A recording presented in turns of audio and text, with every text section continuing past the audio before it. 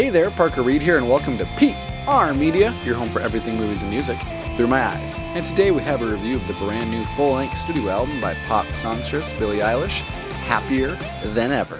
Happier Than Ever is the second full-length studio album by Billie Eilish. It follows up When We All Fall Asleep, Where Do We Go? And this album, just aesthetically, is very much different than that record. That album was very much darker, and this one is much poppier and much more, I don't want to say mature, but I want to say that it's just a little bit more polished and just less weird and quirky than her first record was. And going into this album, I had high hopes for it because I really enjoyed that last record. I think Billie Eilish is really talented. She's really young and she has so much ground that she could cover musically still in her career, so I was excited for it. But upon the first couple singles that came out, I was a little bit underwhelmed. Like the tracks Lost Cause and My Future, they were good, they were enjoyable, they were catchy, but they didn't stick out to me as much as some of the songs in her last record did, like Bad Guy or When the Party's Over. So if those were the best songs that were going to be on this record, that was going to be a problem. Thankfully that wasn't so, and we'll get into that in a little bit. But going into this, I was already a little bit underwhelmed, and coming out of this listen,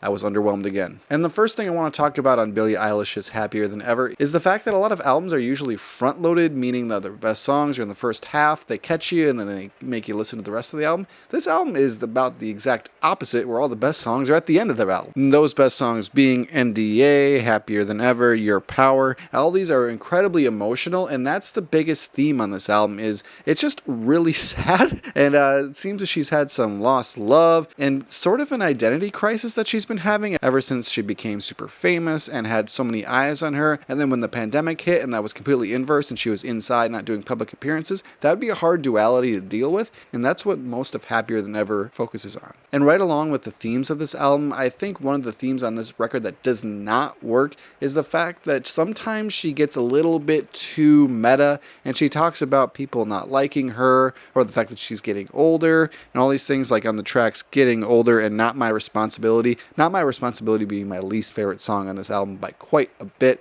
They're a bit cringe-inducing, and they're basically make it sound like, oh, my life is so hard, oh, this is awful. And I'm sure being that famous is really difficult, but when you have an artist that is this young and this successful, it's a little bit hard to relate to it. And when I re-listen to this album, I'm definitely just going to skip over those. I don't need to hear them. And I think the strongest points in this album have to deal with Billie's delivery, because her voice is angelic and fantastic. I think one of my favorite songs on this album is Your Power. Her beautiful falsetto and her amazing timbre is really noteworthy and something that isn't apparent in a lot of modern pop music. And an interesting choice is the fact that this album is 16 songs and 56 minutes. It's a bit too long. Cut this down to 11 or 12, I think would have been much better for it. But I think two of the best songs are the last two, being Happier Than Ever and Male Fantasy. Male Fantasy is a great look at toxic culture in America and the world in general, and I think it's a great acoustic ballad. And Happier Than Ever features the most lush instrumentation. It features the best structure, where it starts out pretty mellow and vibey, and then ends up being like a rock song. And I thought, whoa, this is coming out of left field. It really captured my attention, and it was an interesting choice to put them as the last two songs on an overly long album. And when I was mentioning the track list, I said this album was a bit bloated,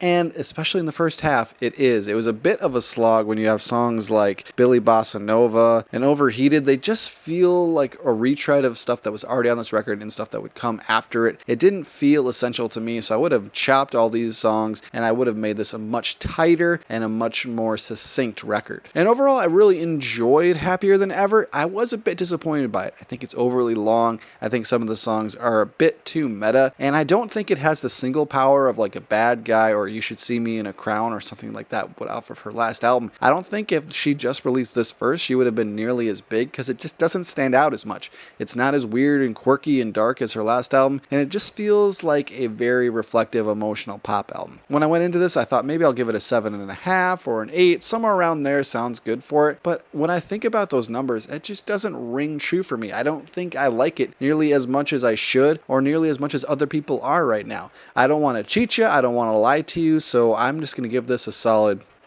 6.5 out of 10. I have tickets for the tour at the Xcel Energy Center next year, so I'm going to see her live. I'm going to see this tour. I think this album is good. I just don't think it's great, and I think it's a bit of a sophomore slump for Billie.